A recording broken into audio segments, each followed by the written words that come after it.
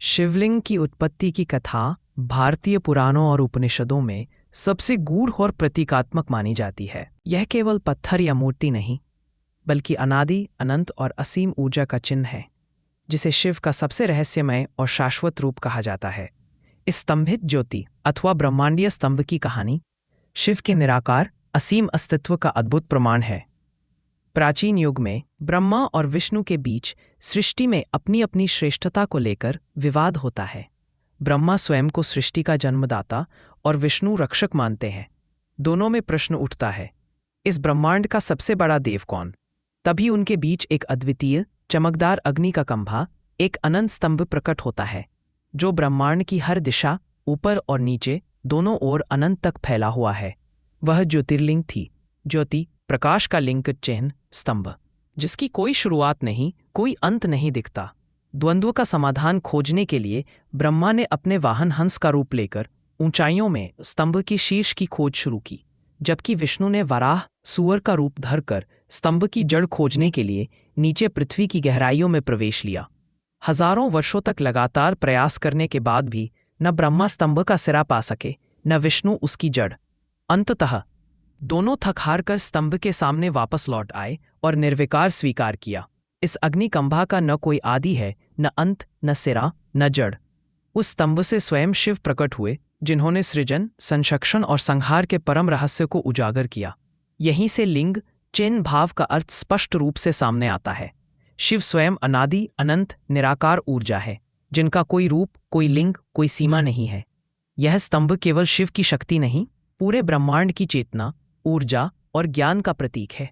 यह एक्सिस मुंडी, संसार का केंद्र, वह धुरी है जिस पर सृष्टि, तत्व, चेतना और जीवन चिरकाल तक टिके हैं। शिवलिंग का गोलाकार और ऊर्ध्वाधर आकार पुराणों में आग, प्रकाश, चेतना और अदृश्य अस्तित्व का संकेत है।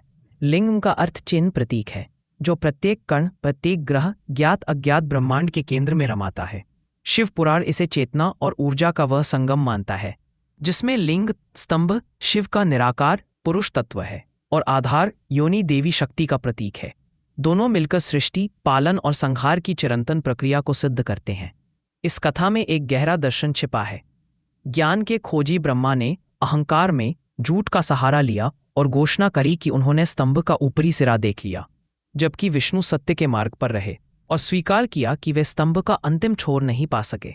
शिव ने सत्य को स्वीकारने वाले विष्णु को आशीर्वाद और झूठ बोलने वाले ब्रह्मा को दंड दिया। तभी से शिवलिंग सत्य, चेतना और सुख शांति की भक्ति का प्रतीक बन गया। यह संसार के मिथ्या अहंकार से परे सच्चे खोजी के लिए परम सत्य का झरोखा है। इतिहास में शिवलिंग के प्राचीनतम प्रमाण 2री सदी ईसा पूर्व के मंदिरों में मिलते हैं, जैसे परशुरामेश्वर मंदिर, खमेर राजाओं के विश्वनाथ मंदिर, जहां लिंग को ब्रह्मांडीय केंद्र के रूप में स्थापित किया गया है। भारतीय संस्कृति दक्षिण पूर्व एशिया से लेकर कंबोडिया, थाईलैंड, वियतनाम तक शिवलिंग ऊर्जा के स्रोत और जीवन के केंद्र के रूप में आदृत है। यूनानी और रोमानी संस्कृति भी विश्व स्तंभ की अवधारणा को जानती है, परंतु शिवलिंग इसका सबसे प्राचीन और मौलिक उदाहरण है, जिसे केवल भक्ति ही नहीं, ध्यान, विज्ञान, तंत्र और मनोवैज्ञानिक दृष्टि से भी विश्लेषित किया गया है। ध्यान एवं साधना में शिवलिंग ऊर्जा के जागरण, चेतना के विस्तार और अस्तित्व के केंद्र तक पहुंचने का साधन मानी जाती है। शिवलिंग का पूजन जल, बेलपत्र, दूध, श्वेत पुष्पों से किया जाता है। यह जल अग्नि, वायु और पृथ्वी के संतुलन का प्रतीक है। इसका अर्थ है, जो अनंत, अदृश्य और असीम है, उसकी उपासना सीमित संकेत द्वारा की जा सकती है। यह प्रत्येक भक्त, साधक, गृहस्थ और योगी के लिए भक्ति, साधना और ध्यान का केंद्र है। व्यावहारिक और दार्शनिक दोनों दृष्टि से शिवलिंग निर्गुण निराकार परमात्मा का प्रतिष्ठान है। स्तंभ की तरह मजबूती, ज्योति की तरह विस्तार, निराकार की तरह अनंतता और योनि के साथ मिलकर सृष्टि का आरंभ, यानी शिव और शक्ति का मिलन। लिंग और आधार एक साथ मिलकर बता देते हैं, चेतना पुरुष और शक्ति स्त्री के बिना ब्रह्मांड अधूरा है। दोनों की एकता में ही जीवन की गति और लय है। हर शिवरात्रि, हर गांव के मंदिर, हर ऋषि की कुटिया और बच्चे के मन में शिवलिंग का यह स्तंभित प्रकाश एक नई ऊर्जा, चेतना और परम सत्य का उत्सव है। यही शिवलिंग की कथा सर्वकालिक, सर्वव्यापी और सर्वशक्तिमान है, जिसके प्रकाश स्तंभ से हर बार नई सृष्टि, नया सत्य और नया व्यक्ति जन्म